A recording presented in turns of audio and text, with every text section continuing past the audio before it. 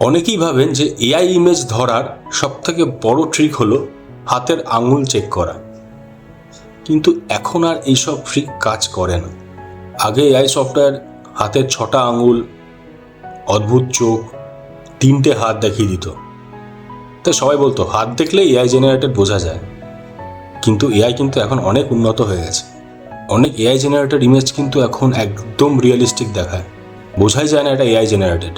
তো কোনো ছবি যদি আপনি এরকম দেখেন তাহলে একবার ভেরিফাই করবেন, কারণ কি এখন অনেক টাইপের ছবি আপনি সবসময় ডেইলি বেসিসে পাচ্ছেন।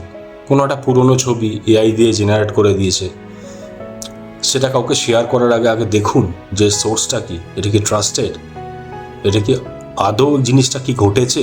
তো এরকম কোনো রকম সন্দেহ থাকলে সেটাও কিন্তু আপনি চেক করতে পারবেন।